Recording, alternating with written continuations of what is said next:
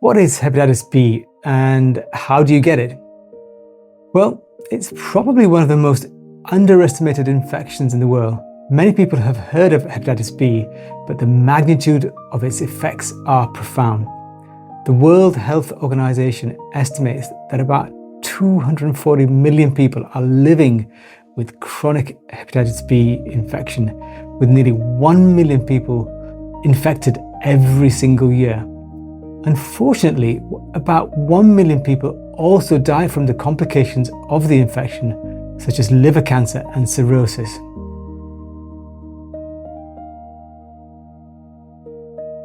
So, what is hepatitis B? Well, it's a viral infection of the liver that leads to chronic liver inflammation, eventually causing scarring, and that leads to various complications.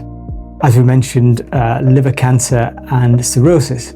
The first stage is the acute infection, which occurs as soon as you become infected. You may or may not experience symptoms, but the crucial bit is what happens afterwards. And this partly depends on your age, because 85 to 90% of young adults will clear hepatitis B infection spontaneously.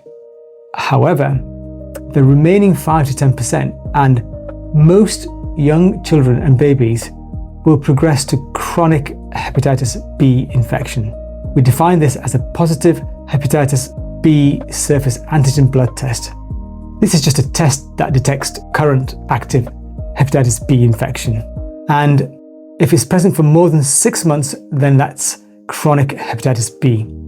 It's during this chronic phase when the virus continues to multiply in the liver and often silently causing inflammation and ultimately scarring and damage. Worse still, you'll remain infectious and can infect other people, but you'll probably be completely unaware of the infection. So what about the hepatitis B transmission truths and myths? Well, Hep B is not transmitted by casual contact like shaking hands, sharing food and drinks.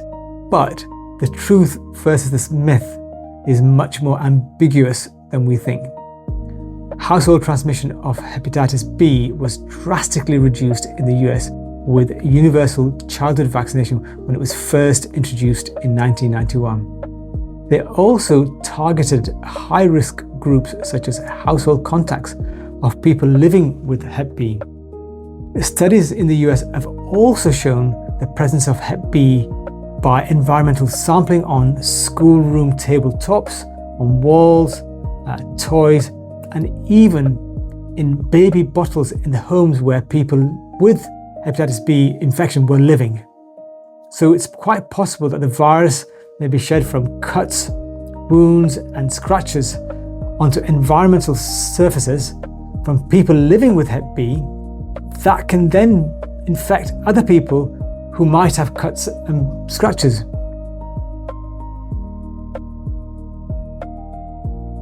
So, what are the symptoms of hepatitis B? Well, Hep B has an incubation period of about 1 to 6 months. So that means from the time of infection to the point of you showing symptoms.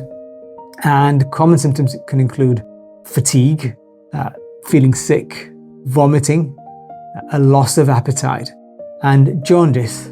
This is just a yellowing of the skin and the whites of your eyes. But symptoms can be vague, mild, and non-specific like fatigue, or even completely absent, meaning it can be missed. Young people's immune system are much more tolerant to the virus, and so they don't often have any symptoms.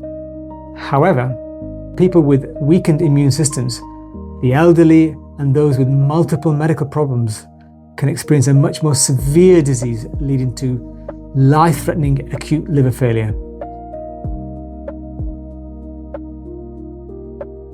Okay, let's move on to chronic Hep B. As we've previously discussed, most adults with acute Hep B will clear the virus and recover without any problems.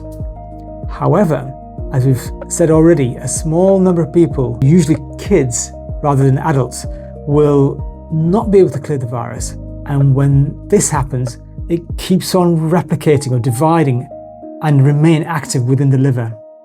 This is chronic hepatitis B. It's often silent, and most people are able to carry on their lives without being aware of it. If that's the case, so what's the big deal?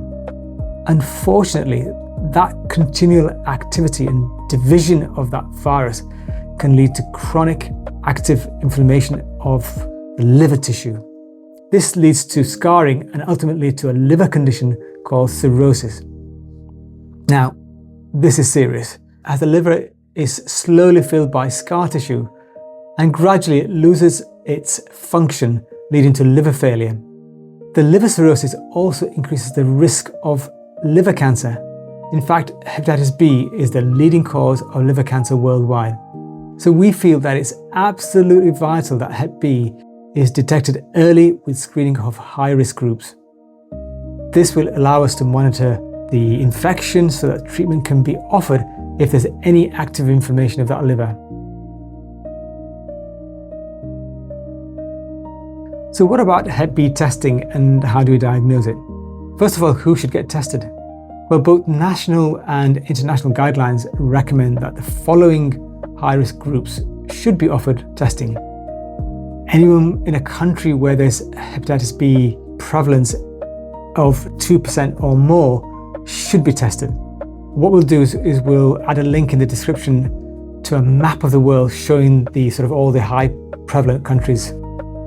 Any person suspected of liver disease or anybody with an abnormal liver function should be tested.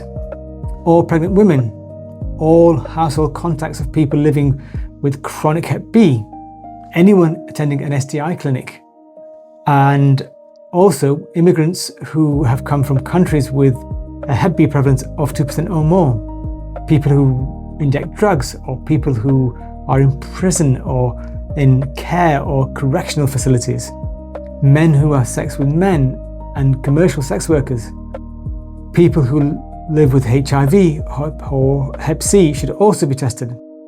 Anyone with cirrhosis or liver cancer or kidney dialysis should also be tested.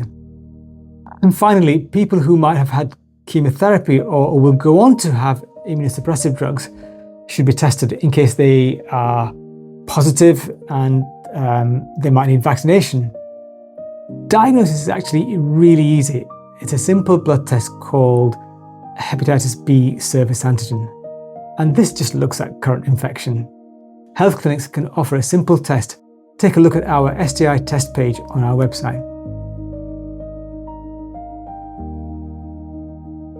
Okay, so if you've tested positive, is Hep B curable? Well, acute Hep B is not usually treatable, but in any case, most people clear the infection all by itself. As we know, a small number of people will progress to chronic Hep B, and they will need careful monitoring and follow-up with Hep B specialists like Health Klinix. We can monitor your liver function, the viral load or the amount of virus in your body, as well as offering you a liver ultrasound and a FibroScan looking for inflammation and scarring. And depending on what we find, we may offer you treatment with medications such as tenofovir or entecavir. However, prevention is much more important.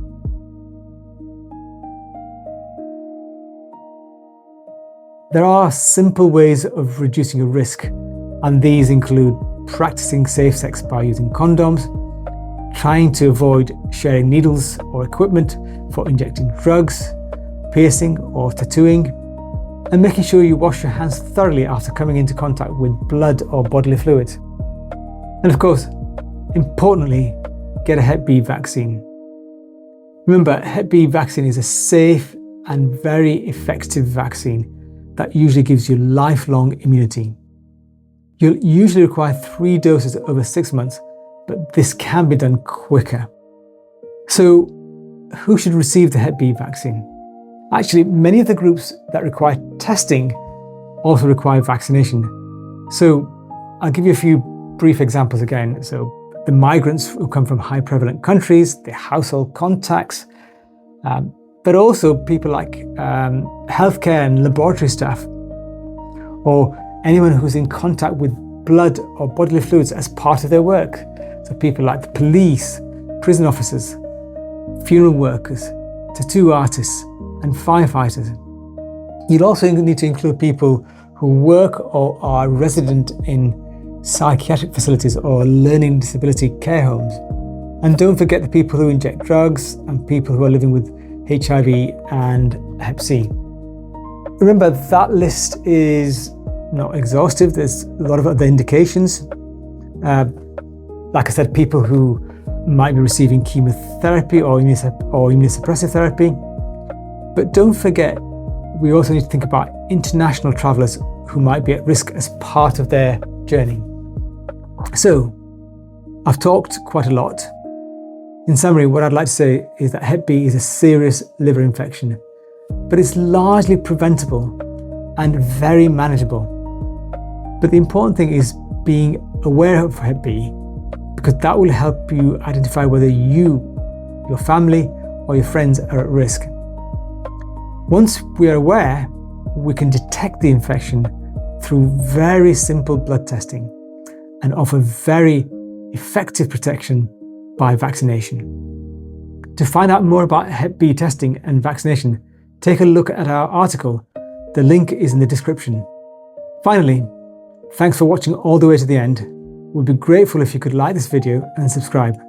So, see you in the next video.